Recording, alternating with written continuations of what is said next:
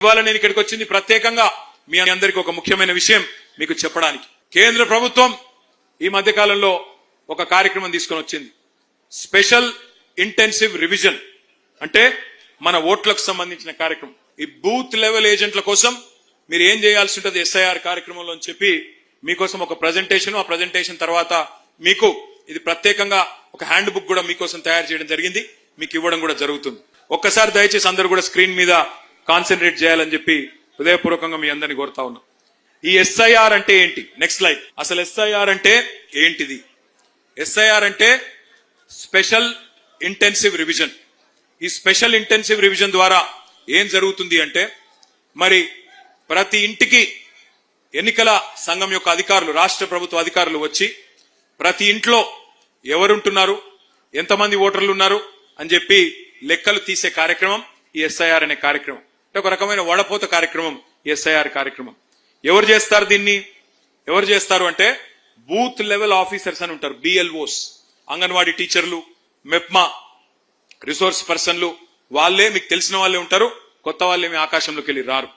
అంటే ఏంది అసలు ఈ ప్రక్రియ ఏంటిది, ఎన్నిసార్లు జరిగింది?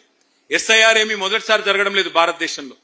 ఎస్ఐఆర్ అనేది స్పెషల్ ఇంటెన్సివ్ రివిజన్ ఇదివరకు 13 సార్లు జరిగింది భారతదేశంలో. స్వాతంత్రం వచ్చిన తర్వాత ఇది 14వ.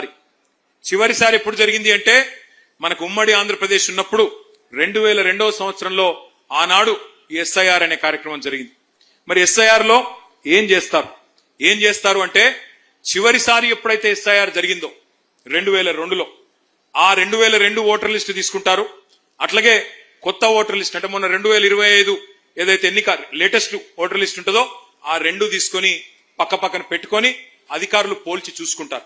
ఉదాహరణకి 2002లో మీ ఇంట్లో ఒక అమ్మాయో అబ్బాయో ఆ రోజుకి పుట్టి లేదు, ఆ రోజు ఇంకా అప్పటికి పుట్టనే లేదు, ఎందుకంటే అప్పుడు పుడితే ఇప్పుడు 24 ఏళ్ళకి వచ్చింటారు వాళ్ళు. ఆ రోజు పేరు ఉండకపోవచ్చు, మరి ఈ రోజు పేరు ఉంటది. కాబట్టి రెండు పోల్చుకొని చూసుకొని ఫ్యామిలీ మ్యాపింగ్ ద్వారా మరి కొత్తగా వారిని కూడా యాడ్ చేస్తారు. అట్లాగే మీ ఇంట్లో పెళ్ళయింది, పెళ్ళైతే కొత్త కోడలు వచ్చింది, ఆ కొత్త కోడలి పేరు ఆనాడు 2002లో వేరే చోట ఉండి వాళ్ళ తల్లిగారు ఇంట్లో ఉంటది, ఇప్పుడు మీ ఇంట్లోకి వచ్చి ఉంటది, కాబట్టి ఆ పేరు కూడా యాడ్ చేస్తారు. ఇది అల్టిమేట్ గా ఏం ప్రక్రియ అంటే మీకు సింపుల్ గా చెప్పాలంటే ఇందులో 4 రకాల కార్యక్రమాలు చేస్తారు. ఏమైనా చనిపోయి ఉంటే ఎవరైనా పెద్ద మనుషులు వాళ్ళ ఓట్లు తీసేస్తారు, నెంబర్ 1. ఎవరైనా చనిపోతే వాళ్ళ ఓట్లు తొలగించడం జరుగుతుంది. రెండవది కొత్త ఓట్లు ఏమైనా రాయించాల్సి ఉంటే 18 ఏళ్లు నిండింటే వారిలో ఓట్లు రాస్తారు. మూడవది ఎవరన్నా కుకట్పల్లి నుంచి వేరే కాడికి మైగ్రేట్ అయిపోయినారనుకో, చదువు కోసమో ఇంకో దానికోసమో కుకట్పల్లి నుంచి ఎల్బీ నగర్ పోయినారనుకో, వాళ్ళ ఓటు ఇక్కడి నుంచి అక్కడికి ట్రాన్స్ఫర్ అవుతుంది. అట్లాగే ఎవరైనా ఎల్బీ నగర్కి వెళ్ళి కుకట్పల్లికి వచ్చినారనుకో వాళ్ళ ఓటు ఇక్కడ రిజిస్టర్ అవుతుంది. అంటే 4 రకాలు. ఒకటి చనిపోయిన వాళ్ళ ఓటు తీసేయడం, రెండవది మీకు కొత్తగా 18 ఏళ్లు నిండితే వాళ్ళ ఓటు రాయించడం, మూడవది ఇక్కడ నుంచి ఎవరైనా ఓటు ఇంకొకడికి పోతే ఇక్కడ తొలగించి అక్కడ రాయించుకోవడం, నాలుగవది ఎవరైనా కొత్తగా ఓటు ఇక్కడికి వస్తే వారి ఓటు ఇక్కడ రాయించి ఒరిజినల్ గా ఎక్కడైతే ఉన్నారో దాన్ని తొలగించడం. అయితే ఇందులో ఒక చాలా ఇంపార్టెంట్ పాయింట్ మీకు ఇక్కడ ఎక్స్ప్లెయిన్ చేయాలి. ప్రతి ఒక్కరు కూడా ఒక ఎన్యూమరేషన్ ఫారం నింపాల్సి ఉంటుంది.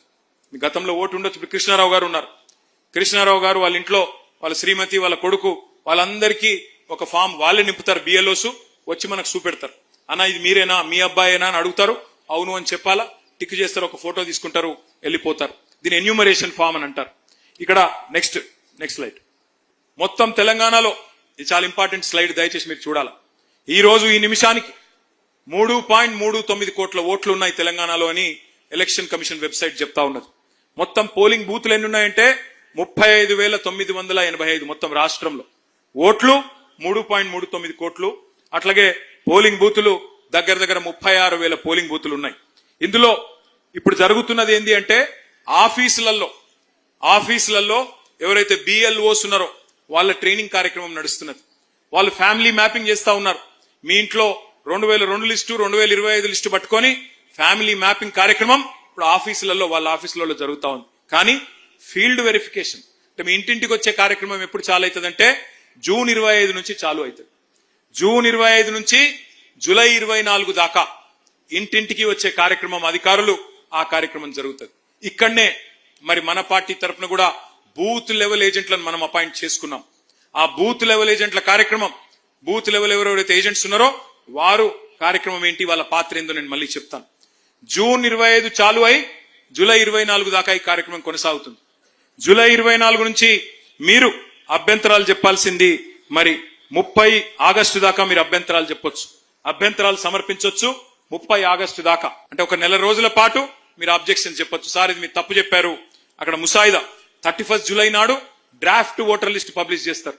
ఏ డివిజన్ లో ఎన్నున్నాయి ఓట్లు, ఎంతమందిని లెక్కించినాము, 24 జూలై అయిపోయినాక మొత్తం ఫీల్డ్ ఇన్స్పెక్షన్ అయిపోయినాక వారం రోజుల్లో ఒక లిస్టు వాళ్ళు పబ్లిష్ చేస్తారు. చేసిన తర్వాత మనం 1 మంత్ పాటు అబ్జెక్షన్స్ చెప్పొచ్చు. 1 మంత్ లో అబ్జెక్షన్స్ 30 ఆగస్టు నుంచి 30 ఆగస్టు నుంచి 28 సెప్టెంబర్ దాకా నెల రోజుల్లో వారి అభ్యంతరాలు పరిష్కరించాలి. పరిష్కరించిన తర్వాత 1 అక్టోబర్ నాడు ఫైనల్ ఓటర్ లిస్టు మరి తయారైతుంది. ఇది చాలా ఇంపార్టెంట్, ఒక్కసారి మనసు పెట్టి అందరూ వినాలా. 25 జూన్ ప్రారంభమైతుంది, 24 జూలై దాకా కొనసాగుతుంది ఇంటింటికి వచ్చే కార్యక్రమం. 31 జూలై నాడు ముసాయిదా voter list, draft voter list publish అవుతుంది. మీరు 1 మంత్ పాటు అబ్జెక్షన్స్ చెప్పొచ్చు. 1 మంత్ తర్వాత వాళ్ళు ఒక నెల రోజుల పాటు మీరు చెప్పిన అభ్యంతరాల మీద వాళ్ళు సరి చేసుకోవాలా. చివరికి 1 అక్టోబర్ నాడు మొత్తం ఫైనల్ ఓటర్ లిస్టు పబ్లిష్ చేయడం జరుగుతుంది. ఇదే ఓటర్ లిస్టుతోని మనం హైదరాబాద్ కార్పొరేషన్ ఎన్నికలకు పోబోతా ఉన్నాం. కాబట్టి ఎవరెవరైతే కార్పొరేటర్ కావాలనుకుంటున్నారో, ఎవరెవరైతే కార్పొరేటర్లు ఇప్పుడు ఉన్నారో మాజీ కార్పొరేటర్లు, మీ మీద బాధ్యత ఎక్కువ ఉంటది. మీరు దయచేసి ఏ ఒక్క అర్హుడి ఓటు, ఏ ఒక్క నిజాయితీ పరుడైన ఓటు ఉండాల్సిన వ్యక్తి ఓటు పోకుండా కాపాడుకునే బాధ్యత మీది అనే మాట నేను విజ్ఞప్తి చేస్తా ఉన్నా. ఎందుకంటే మనం చూస్తున్నాం బెంగాల్లో 95 లక్షల ఓట్లు పోయినాయి, అందులో 27 లక్షల మంది పోయి కోర్టులో కొట్లాడుతున్నారు. 27 లక్షల మంది కొట్లాడుతున్నారు కోర్టులో మాకు అన్యాయం జరిగింది అని. బీహార్లో 65 లక్షల ఓట్లు పోయినాయి, తొలగించారు. అందులో దాదాపు 10 లక్షల మంది కోర్టులో కొట్లాడుతూ ఉన్నారు. మరి మనం అప్రమత్తంగా ఉంటే, మనం హుషారుగుంటే ముందే ఇట్లాంటి సమస్యలు రాకుండా కాపాడుకునే బాధ్యత మన మీదనే ఉంటది. Next slide. అయితే మనం ప్రతి పోలింగ్ బూత్ కి ఒక ఏజెంట్ని పెట్టుకున్నాం. మరి మీ దగ్గర 470 పోలింగ్ బూత్లు ఉంటే మీ దగ్గర ప్రతి బూత్ కి పోలింగ్ బూత్ లెవెల్ ఏజెంట్లను మనం ఇప్పటికే సబ్మిట్ చేసుకున్నాం. మరి ఆ బూత్ లెవెల్ ఏజెంట్ ఇక్కడ ఉన్నారని నేను అనుకుంటా ఉన్నారా? మీకు తెలుసా, ఐడియా ఉందా? ఒకసారి చేయలేవట్టండి అందరు. ఇదరే శుక్రియా ఆప్కా. మరి బూత్ లెవెల్ ఏజెంట్ల బాధ్యతలు ఏంటి? బూత్ లెవెల్ ఏజెంట్లు ఏం చేయాలి అంటే, మీరు చాలా ఇంపార్టెంట్. మీ కాన్స్టిట్యున్సీకి ఎమ్మెల్యే ఎట్లనో మీ బూత్ కు బిఎల్ఏ గట్ల, అంత స్థాయిలో మీ బాధ్యత ఉంటది ఇప్పుడు ఎస్ఐఆర్ ప్రక్రియలో. మరి మీరు చేయాల్సిన పని ఏంటిది అంటే, ఒకటి ఆ ఎస్ఐఆర్ కార్యక్రమంలో ఎన్నికల అధికారులు అంటే ఎవరు? Booth level officer, anganwadi teacher కావచ్చు, అక్కడ ఉండే ప్రభుత్వ టీచర్ కావచ్చు, వారితో కలిసి పనిచేయడం. రెండవది బూత్ లెవెల్ ఏజెంట్లు ఎవరైతే ఉన్నారో అర్హులైన ప్రతి ఒక్కరూ తప్పకుండా ఎన్యూమరేషన్ ఫామ్ నింపేలాగా చూసుకోవడం. మూడవది 18 ఏళ్లు నిండిన వాళ్ళు ఎవరైనా సరే మరి వాళ్ళందరినీ ఓటర్ జాబితాలో చేర్పించడం. నాలుగవది ఓటర్ జాబితాలో ఉన్న డూప్లికేట్ ఓట్లు, చనిపోయిన వాళ్ళ ఓట్లు తొలగించేలాగా చూసుకోవడం. Next slide. ఎస్ఐఆర్ ప్రక్రియలో 4 స్థాయిల్లో అధికారులు కూడా పనిచేస్తారు. బూత్ లెవెల్లో బిఎల్ఓ ఉంటారు, అదేవిధంగా కాన్స్టిట్యున్సీ లెవెల్లో మీకు ఈఆర్ఓ ఉంటారు, electoral registration officer, general RDO గారు ఉంటారు. ఆ ఆర్డీఓ గారి కింద తహసీల్దార్ ఉంటారు, ఏఈఆర్ఓ అంటారు, అసిస్టెంట్ ఎలక్టరల్ రిజిస్ట్రేషన్ ఆఫీసర్. ఇక పైన అందరికంటే పైన జిల్లా స్థాయిలో జిల్లా కలెక్టర్ గారు డిస్ట్రిక్ట్ ఎలక్షన్ ఆఫీసర్ గా ఉంటారు. ఇది ఎందుకు చెప్తా ఉన్నా ఇదంతా అంటే, మీరు బిఎల్ఏ గారు బిఎల్ఓతో కలిసి పనిచేస్తారు. ఆ తర్వాత ఒకవేళ అక్కడ పరిష్కారం కాకపోతే మెల్లిగా నెక్స్ట్ లెవెల్ కు పోవాలా, ఏఈఆర్ఓ దగ్గరికి. ఏఈఆర్ఓ దగ్గర పరిష్కారం కాకపోతే ఈఆర్ఓ, ఈఆర్ఓ దగ్గర పరిష్కారం కాకపోతే డిఈఓ. ఇదంతా మీ ఎమ్మెల్యే గారు చూసుకుంటారు. కేవలం మీకు ఇన్ఫర్మేషన్ కోసమే ఇది నేను చెప్తా ఉన్నా. Next slide. మీకు బిఎల్ఏలకు నేను చేసే విజ్ఞప్తి ఒకటే, బెంగాల్లోనో బీహార్లోనో కొన్ని ఓట్ల తేడాతోనే ఫలితం తారుమారైంది.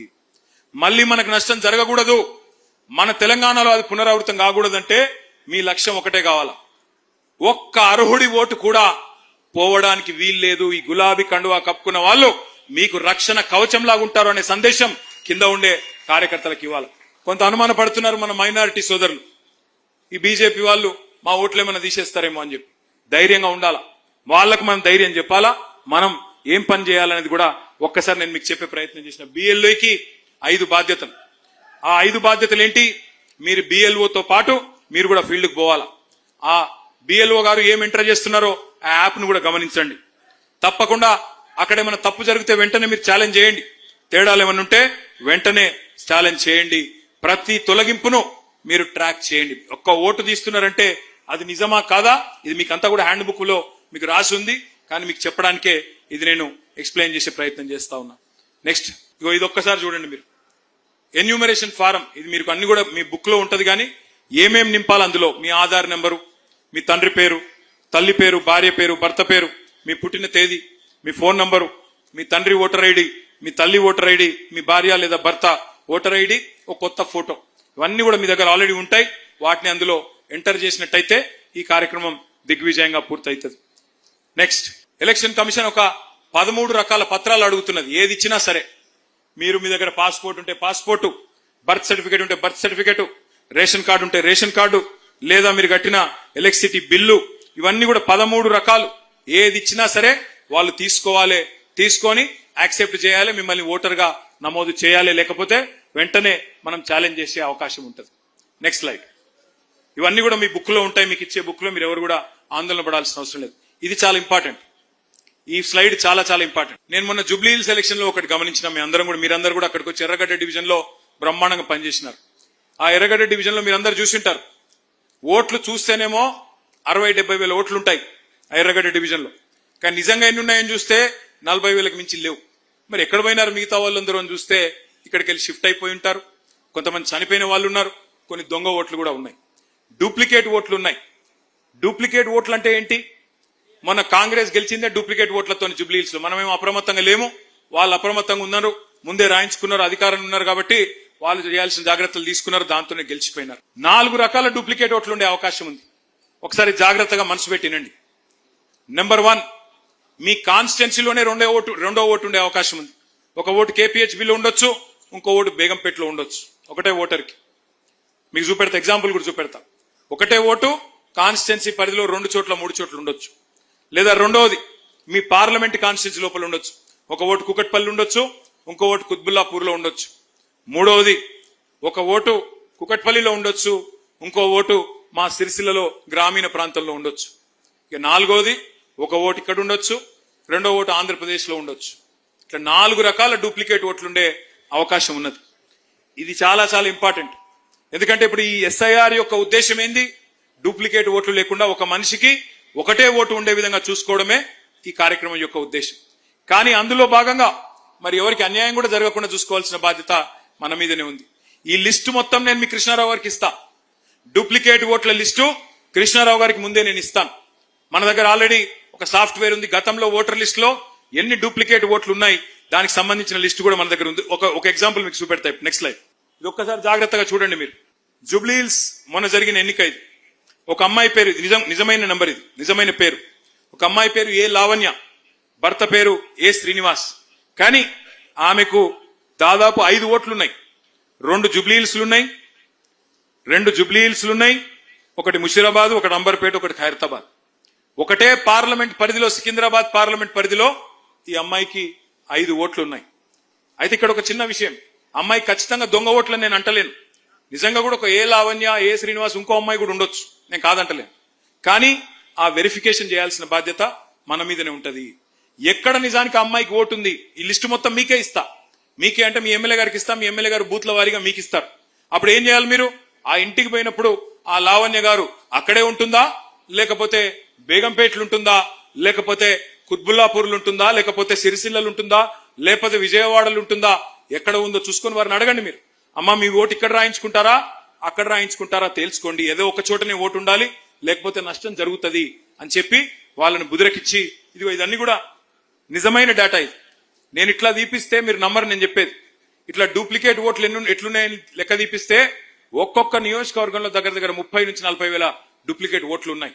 వీటిని తీసేస్తేనే రేపటి రోజున కాంగ్రెస్ బీజేపీల డ్రామాలు సాగవు, మనం ఇంకా పెద్ద మెజారిటీతో గెలిచే అవకాశం ఉంటుంది. కాబట్టి మీరు తప్పకుండా దయచేసి అందరూ సిన్సియర్ గా ఈ లిస్టు చూడాలని చెప్పి నేను విజ్ఞప్తి చేస్తా ఉన్నా. ఇక నెక్స్ట్ స్లైడ్. మీకు ఇప్పుడే నేను చెప్పినాను, మరి పార్టీ పరంగా మీ అందరికీ ఒక బిఎల్ఏ హ్యాండ్ బుక్ మీకు అందజేయడం జరుగుతుంది. ఇప్పుడు నేను చెప్పిన అన్ని వివరాలు కూడా ఇందులో మీకు ఇవ్వడం జరుగుతుంది. మరి అట్లాగే మీకేమైనా అనుమానం ఉంటే మీరు వెంటనే మీ ఎమ్మెల్యే గారికి చెప్పొచ్చు, అన్న ఇక్కడికి ఈ సమస్య ఉంది అంటే ఆయన వెంటనే మన పార్టీ ఆఫీస్ని అలర్ట్ చేస్తారు. దానికి సంబంధించిన నెక్స్ట్ స్లైడ్, దానికి సంబంధించిన కార్యక్రమం కూడా మీకు వెంటనే సమాచారం కూడా ఇవ్వడం జరుగుతుంది. హ్యాండ్ బుక్ మీకు ఇస్తాము. Next slide. ఆ తర్వాత బిఎల్ఏలకు ఇంకొక వర్క్ బుక్ కూడా ఇస్తాం. వర్క్ బుక్ అంటే ఏంటి? మీకున్న 1000 ఓట్లలో ఆ డూప్లికేట్ ఓట్లన్నీ రిజిస్టర్ అయింది మొత్తం కూడా మీకు ఆ వర్క్ బుక్ కూడా మీకు పార్టీ ఇస్తుంది. అందులో మీరు టిక్కులు పెట్టుకుంటూ పోతా ఉండాలి. ఎవరిని కలిసాము, ఎవరిని లేదు, ఎవరి ఓటు మిగిలింది, ఎవరు తీసేసినాము. బాధ్యత ఎక్కువ డివిజన్ నాయకుల మీదే ఉంటుంది. డివిజన్ నాయకులు, కార్పొరేటర్లు మీకేమైనా అనుమానాలు ఉంటే మళ్ళీ మీకోసం ప్రత్యేకంగా శిక్షణ కార్యక్రమం పెట్టమంటే కూడా పెడతాం. చివరి స్లైడ్ గుర్తుపెట్టుకోండి, ఇదే మన స్లోగన్ కావాలి. మీరు ఎన్ని పోలింగ్ బూత్లలో, ఎందుకంటే గెలుపు స్టార్ట్ అయ్యేది పోలింగ్ బూత్ నుంచే. మీరు మళ్ళీ ఎమ్మెల్యే గారు 72,000తో కాదు, ఈసారి 1,00,000 ఓట్లతో గెలవాలంటే బూత్ లెవెల్లో కరెక్ట్ గా వర్క్ జరిగితేనే, మీ బూత్ లో మంచి మెజారిటీ వస్తేనే, రేపు నిఖార్సైన ఓటు మిగిలితేనే మీరు మంచి మెజారిటీతో గెలిచే అవకాశం ఉంటుంది. కాబట్టి ఎస్ఐఆర్ ప్రక్రియ ఒకవైపు, అట్లాగే మెంబర్షిప్ కార్యక్రమం ఒకవైపు, రెండింటిని కూడా సీరియస్ గా తీసుకుందాం. చివరిగా నేను చెప్పేది ఒకటే ఒక్క మాట, ఏ పార్టీకైనా, ఏ నాయకుడికైనా గుండెకాయ లాంటిది ఆ పార్టీ యొక్క కార్యకర్తలు, ఆ పార్టీ యొక్క నాయకులు. మిమ్మల్ని ఈ కష్టకాలంలో ఇలా మీరు పార్టీని కాపాడుకుంటా ఉన్నారు. చాలా మంది పెద్ద పెద్ద నాయకులు పార్టీని వదిలిపెట్టి పోయారు. కానీ తెలంగాణలో ఒక సామెత ఉంది, కుండ పగిలితే పగిలింది కానీ కుక్క బుద్ధి తెలిసింది అని. ఎవరు మనవాళ్ళో, ఎవరు పగవాళ్ళో ఇలా పార్టీకి అర్థమైంది. తప్పకుండా అందుకే ఇప్పుడు మిగిలి ఉండి నిఖార్సుగా కొట్లాడుతున్న సోదరులు, సోదరిమణులు ఎవరైతున్నారో మళ్లీ చెప్తా ఉన్నా, మీకు మిమ్మల్ని కంటికి రెప్పలాగా కాపాడుకునే బాధ్యత నాది, మాధవరం కృష్ణారావు గారిది అనే మాట మళ్ళొక్కసారి మీకు విజ్ఞప్తి చేస్తూ, జై తెలంగాణ, కేసీఆర్ గారి నాయకత్వం, కేసీఆర్ గారి నాయకత్వం. Thank you.